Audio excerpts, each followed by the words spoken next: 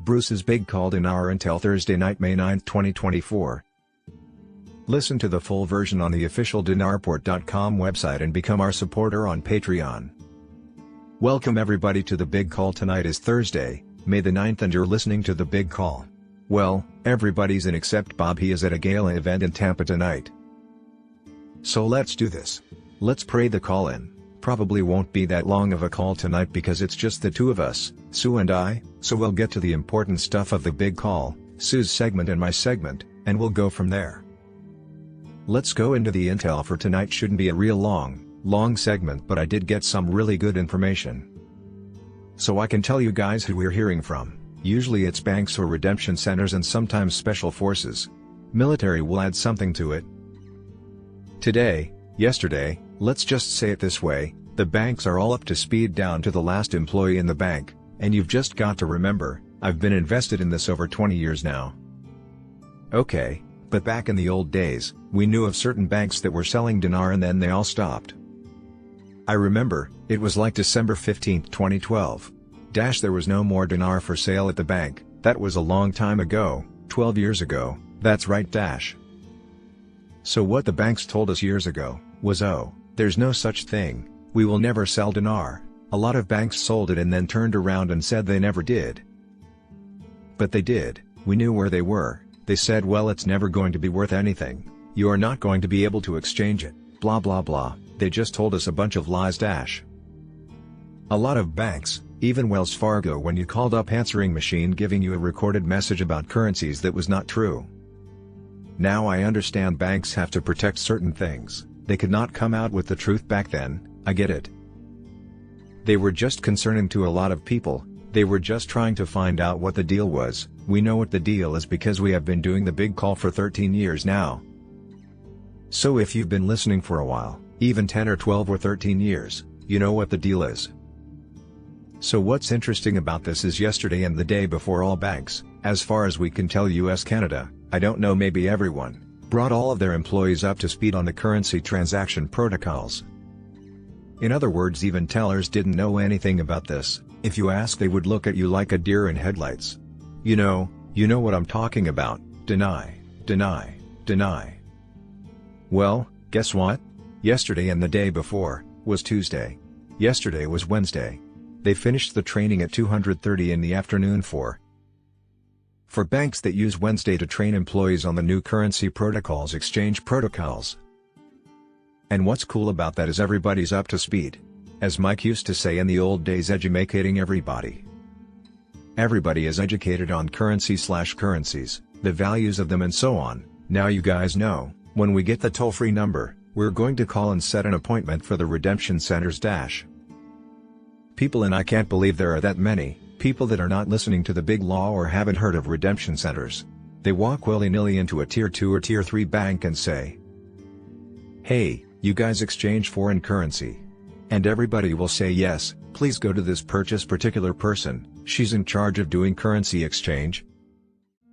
But they will not get the same rates that we will get at redemption center. It's very important for us to realize that's why we're setting the appointment, that's why we're going in to do. Do they want the ZIM?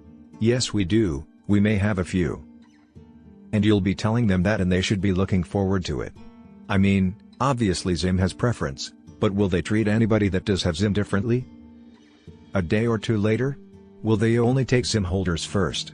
I don't know. We'll see what happens. I can't answer that. Don't be surprised though. The ZIM holders are the ones that don't wait.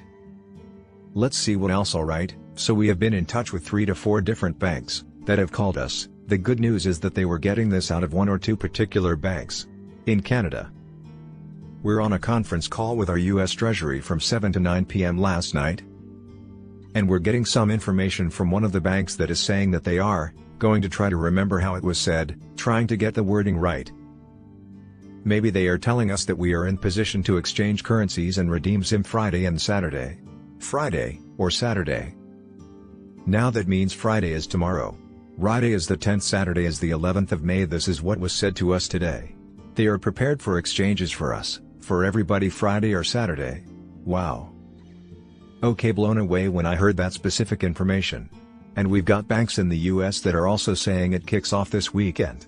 We've got special forces saying everything kicks off this weekend. So I don't think I need to say a whole lot of anything else. I'm excited about it. And let me say this, guys.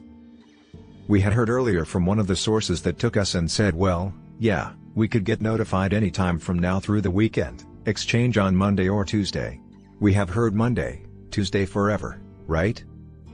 This intel today was so different from that, because it came at a great time, saying they are prepared to begin exchanges, not sending out the number necessarily first, but exchanges.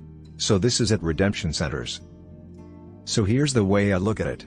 If we're going to start exchanging tomorrow or Saturday, we kinda need to get notified, kind of need to get the 800 number so we can set appointments. So could it happen tomorrow?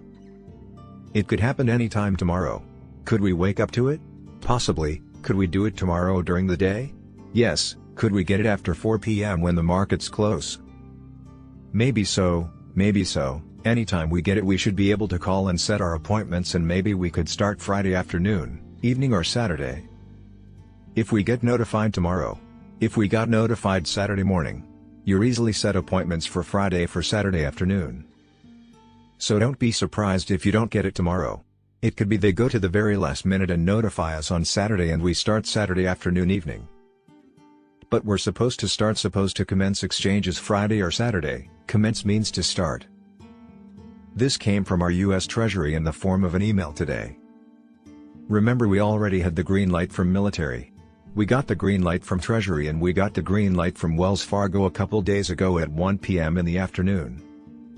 So I'm very excited about this. I'm ready to go, guys. This has been a long ride. Now, as always, we have to have a slight caveat. We know the track record for Intel has not come out well for us in the past. But we do believe we are in a new place now. I do believe we've never been here before. I feel like a lot of people like that concept.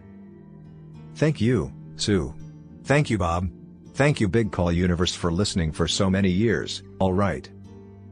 And you know what, you're involved in this is probably, I think we're ready to move into a redemption status, and I'm excited about it. I'm very excited. So let's pray the call out. And then we'll go along from there. Everybody have a great weekend and look for your emails that come out from Wells Fargo servers in Atlanta. Let's just believe. Incredible from Friday, Saturday. It's just way beyond ready. Let's pray the call out. Listen to the full version on the official dinarport.com website and become our supporter on Patreon. Source: Dinar Caps.